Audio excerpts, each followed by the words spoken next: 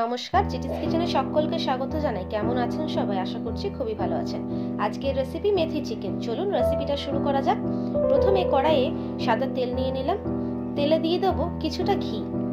ঘিটা গলে গেলে ফোড়ন হিসেবে আমরা ব্যবহার করব দুটো তেজপাতা আর কিছুটা গোটা জিরে। এই ফোড়নটা ভালো মতো ভাজা হলে তারপর দিয়ে দেব কুচি করে রাখা পেঁয়াজ। আপনারা চাইলে পেঁয়াজের পেস্টও ব্যবহার করতে পারেন, তবে আমি কিন্তু পেঁয়াজ কুচিটাই ব্যবহার করেছি। আর এতে কিন্তু টেস্টটা বাড়বে বই কমবে না, তাই পেঁয়াজ কুচিটা দিয়ে ভালো মতো ভেজে নেব। পেঁয়াজটা ভাজতে ভাজতে আরেকটা কথা, এখানে আমরা পরিমাণের মতো পুরো নুনটা দিয়ে দেব, তাহলে পেঁয়াজটাও ভালো মতো ভাজা হবে আর রান্নার সময় আমাদেরকে নুন ব্যবহার করতে হবে না। তাই আমরা এখানে নুনটা ব্যবহার করে দেব। চলুন পেঁয়াজটা ভাজা হতে থাক, আমরা একটা পেস্ট তৈরি করে নেব। পেস্টটা বলতে ওই দই আর গুঁড়ো মশলা দিয়ে। তার জন্য আমি এখানে দই নেব। টক দইটা নিয়েছিলাম 5 থেকে 6 চামচের মতো। সেই দইয়ে দিয়ে দিলাম কিছুটা হলুদ গুঁড়ো, ধনে গুঁড়ো, দিয়ে দেব পরিমাণ মতো জিরে গুঁড়ো, আর দেব গরম মশলা, কাশ্মীরি লঙ্কা গুঁড়ো রঙের জন্য। তারপর আর কি ভালো মতো মিক্স করে নিতে হবে মশলাগুলোর সাথে দইটাকে। আমার এই ছোট্ট চ্যানেলে যারা নতুন, অনুরোধ থাকবে চ্যানেলটিকে সাবস্ক্রাইব করে পাশে থাকা বেল আইকনটি ক্লিক করে অল নোটিফিকেশনটিকে অন করে রাখবেন। তাহলে আর কি অল নোটিফিকেশনটিকে অন করে দিলে আমার পরবর্তী ভিডিওগুলো আপনি পেতে পারবেন নোটিফিকেশন, আর দেখে নিতে পারবেন নতুন নতুন রেসিপি। ভালো মতো মিক্স করা হয়ে গেছে। ওইদিকে আমাদের পেঁয়াজগুলো কিন্তু ভাজা হচ্ছে।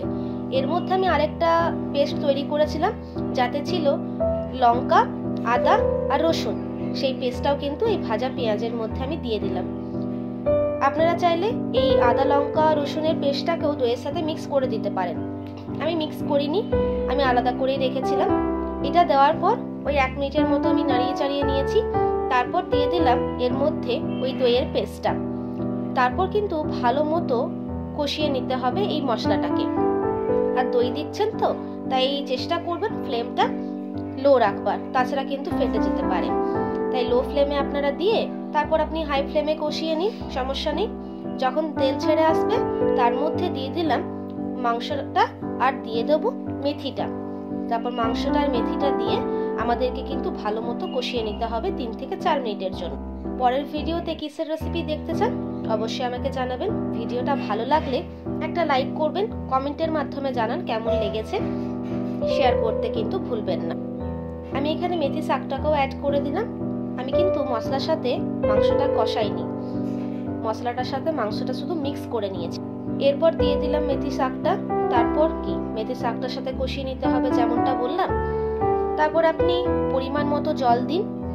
জল দিয়ে যার যেমন গ্রেভির প্রয়োজন সে সেরকম গ্রেভিটা রাখুন আর নামিয়ে নিন। ভালো করে কষিয়ে নিয়েছিলাম। এরপর দিয়ে দিয়েছিলাম কিন্তু খানিকটা চিনিও। চিনি দিলে কিন্তু টেস্টটা এনহ্যান্স হয়, তাই আমি একটু চিনি অ্যাড করে আবারও কষালাম। এরপর আমি যে গ্রেভিটা বানিয়েছিলাম, মানে পেস্টটা বানিয়েছিলাম, সেই পেস্টের বাটিটায় কিন্তু অনেকটা লেগেই ছিল। তাই আমি সেই বাটিটা ধুয়ে 1 বাটির মতো জল দিয়ে দিয়েছি আর ঢাকা দিয়ে ভালো মতো মাংসটা সিদ্ধ করে নিলাম। আমি এই রকম গ্রেভি রেখেছিলাম, কারণ ঠান্ডা হলে কিন্তু আরেকটু টেনে নিয়েছিল গ্রেভিটা। আর এরকম গ্রেভি না থাকলে পরোটা, রুটি বা নানের সাথে ভালো যায় না, তাই আমি রেখেছিলাম। অনুরোধ থাকবে একবার বানানোর। দেখা হচ্ছে পরের ভিডিওতে নতুন রেসিপির সাথে। সুস্থ থাকবেন, ভালো থাকবেন।